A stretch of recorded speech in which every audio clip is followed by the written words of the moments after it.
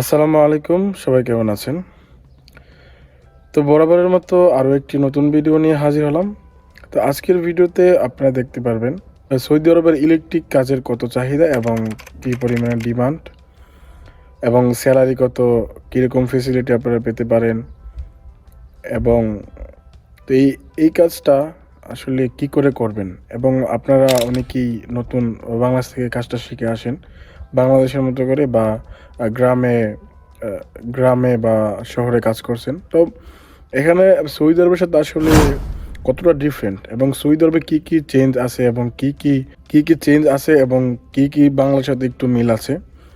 তো আজকের এই পুরো ভিডিও জুড়ে আমার সাথে থাকুন এবং দেখতে পাবেন। তো সৌদি আরব এবং বাংলাদেশের মধ্যে পার্থক্য হচ্ছে বাংলাদেশে মাত্র একটা লাইনে, এটা হচ্ছে 220 ভোল্টের, এবং সৌদি আরবে আমরা যদি সৌদি আরবে 220 ভোল্ট আছে, বাট আমরা এটাকে দুই ভাগে ভাগ করব। যেমন 220 এবং 110। তো আমি এটাকে দুই ভাগে ভাগ করলাম এবং এই 220 এবং 110 কী করে কাজ করে এটা আপনাদেরকে আমি কম্পিউটার স্ক্রিনে দেখাবো। তারপর আমার সাথে থাকুন। তো আমরা হচ্ছে 220 ভোল্টের যে কারেন্টটা এটা দেখবো কী করে এটা কাজ করে। আর বর্তমানে সৌদি আরবে আমি হচ্ছে একটা কোম্পানিতে আছি, এটার মধ্যে প্রায় 1500 রিয়াল স্যালারি। আমি হচ্ছে একজন টেকনিশিয়ান, তো আমি টেকনিশিয়ানের কাজ করি। সৌদি আরবে সাধারণত 220 ভোল্ট এবং 110 ভোল্ট। তো এখন আমি আপনাদেরকে দেখাবো যে 220 ভোল্ট কী করে কাজ করে। তো সর্বপ্রথম আমাদের যেই ইলেকট্রিক যে খাম্বাগুলো আছে, ওই খাম্বা থেকে প্রথম 3টা ফেস এবং একটা নিউট্রাল আসে, মোট 4টা কেবল আছে। তো এই হচ্ছে আমাদের একটা ইউনিট, এবং আমরা দেখব যে কি করে 3টা ফেস এবং একটা নিউট্রাল দিয়ে কাজ করে।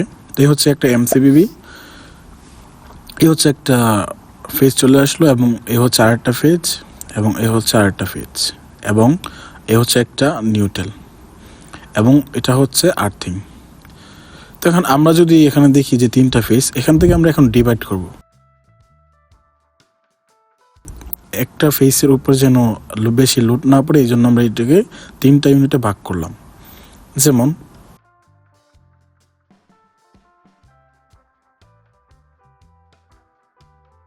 যেমন আমরা আমাদের যেই ফার্স্ট ইউনিটটা আছে, আমি এখানে একটা ফেজ দিলাম এবং একটা নিউট্রাল দিলাম এবং একটা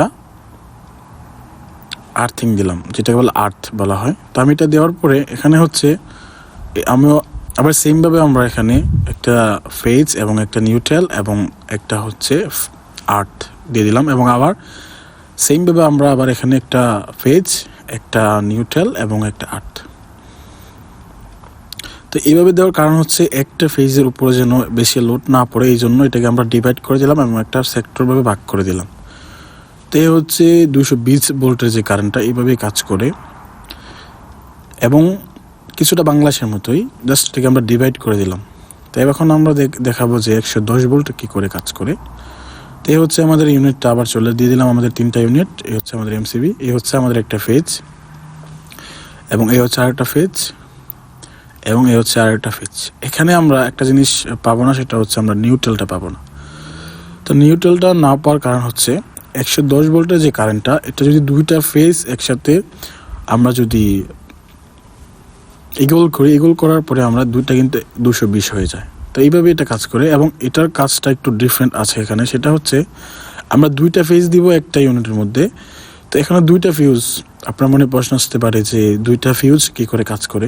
দেখেন, রেড কালারটা যদি ফেজে কাজ করে, তখন অটোমেটিকলি যেই ইয়েলো কালার যেই ইয়াটা আছে ফেজটা, সেটা অটোমেটিকলি নিউট্রালে কাজ করে ফেলে।